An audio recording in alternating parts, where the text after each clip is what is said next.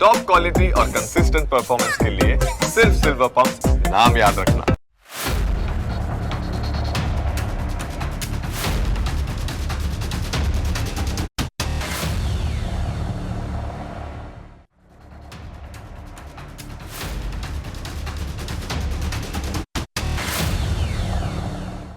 તમે મોટાભાગના લોકોને સોશિયલ મીડિયા વિશે ફરિયાદ કરતા સાંભળતા જ હશો. કહેવામાં આવે છે કે લોકોના મગજ સુદ્ધા ખરાબ થઈ જાય છે. હવે અમે સોશિયલ મીડિયા પોસ્ટની એક પોઝિટિવ સ્ટોરી વિશે વાત કરીશું, જેનાથી 81 લોકોનો બચાવ થયો છે. કેટલા? 81. હવે આખી વાત કેવી રીતે શરૂ થઈ એના પર આવીએ.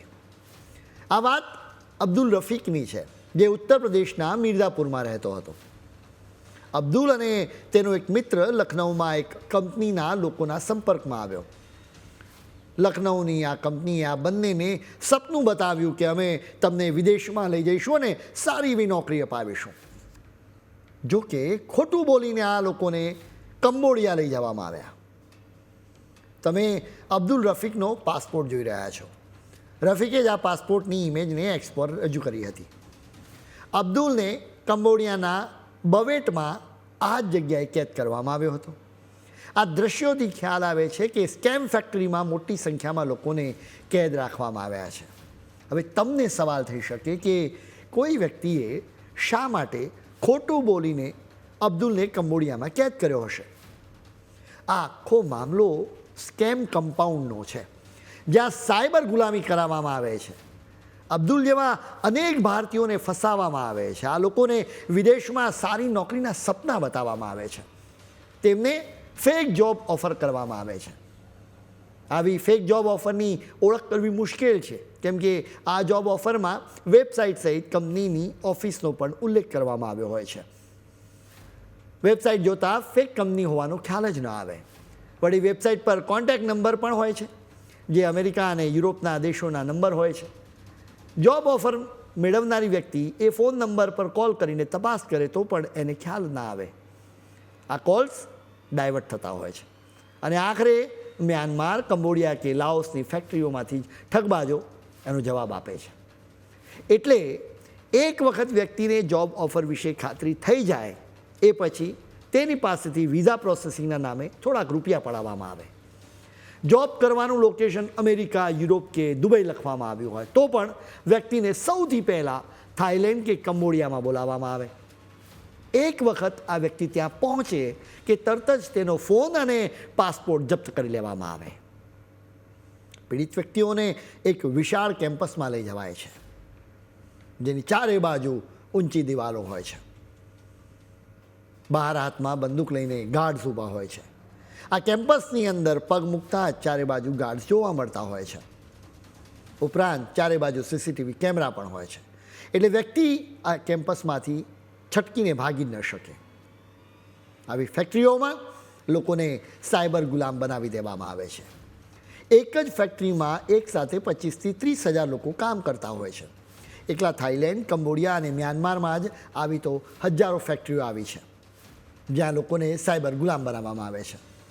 આવા પીડિત લોકોને ટાર્ગેટ આપવામાં આવે છે કે, અને એ ટાર્ગેટ કેવા હોય છે? તો 2 પ્રકારના ટાર્ગેટ હોય છે.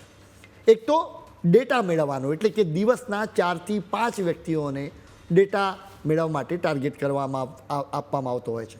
અથવા તો ક્રિપ્ટોકાંડ કે ઓનલાઈન બેટિંગ કે પછી હની ટ્રેપમાં ફસાવીને દિવસના 5 થી 6 લાખ રૂપિયા કલેક્ટ કરવાનો ટાર્ગેટ આપવામાં આવે. સાયબર ગુલામો આ ટાર્ગેટ એચીવ ન કરે તો તેમને જમવાનું પણ આપવામાં આવતું નથી. એટલું જ નહીં, ઇલેક્ટ્રિક કરંટ પણ આપવામાં આવે. અબ્દુલની સાથે તેનો મિત્ર અહેમદ તોમીદ પણ અહીં જ ફસાયો હતો. અબ્દુલે વોટ્સએપ મેસેજનો સ્ક્રીનશોટ આપ્યો છે, જેમાં ચોખ્ખું લખવામાં આવ્યું છે કે આ બંનેને $5,000 સ્કેમ ફેક્ટરીને વેચી દેવામાં આવ્યા હતા. તેણે એમ પણ લખ્યું હતું કે તેમને બંનેને ઇલેક્ટ્રિક શોક પણ આપવામાં આવતો હતો. તેણે એમ પણ લખ્યું છે કે આ સ્કેમ ફેક્ટરીમાં એક વ્યક્તિએ આત્મહત્યા કરી લીધી. આ સ્કેમ ફેક્ટરી ચાઇનીઝ નાગરિકની છે. તેણે એમ પણ લખ્યું કે મારી સાથે 150 ભારતીયો ફસાયા છે. અબ્દુલે એક્સ પર એક પોસ્ટમાં તમામ માહિતી આપી તેમને મદદ માટે પોકાર કરી હતી.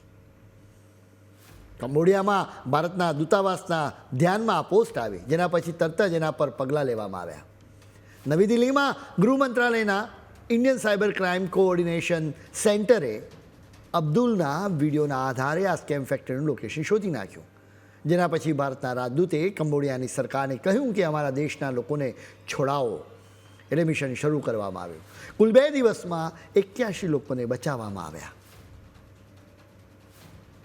સ્કેમ ફેક્ટરીમાં ભયાનક અત્યાચારોના લીધે આ લોકોના મનમાં સજ્જડ ડર બેસી જાય છે. મનના એ ઘા રૂઝાતા વાર લાગશે. ભૂતકાળમાં પણ ભારતે કંબોડિયા અને થાઇલેન્ડ જેવા દેશોમાં ફસાયેલા ભારતીયોને બચાવ્યા છે. ચીન દ્વારા ચલાવવામાં આવતી ફ્રોડ ફેક્ટરીઓ વાસ્તવમાં દુનિયાની કનેક્ટિવિટીનું ભયાનક પરિણામ છે. નિર્દોષ ભારતીયો સહિત આખી દુનિયાના લોકોને ટાર્ગેટ કરવામાં આવે છે. સારી જોબથી સારી જિંદગીની આશામાં લોકો વિદેશની ધરતી પર પગ તો મૂકે છે, પરંતુ ત્યાંથી જ દુઃસ્વપ્નની શરૂઆત થાય છે. આ દુઃસ્વપ્નથી બચવા માટે તમારે પણ અચૂક કાળજી રાખવી પડશે, કેમ કે એકલી આ સરકારની લડાઈ નથી અને સરકાર એકલી લડાઈ ન લડી શકે. તમારા સહકાર અને સતર્કતાની પણ ખૂબ જરૂર છે.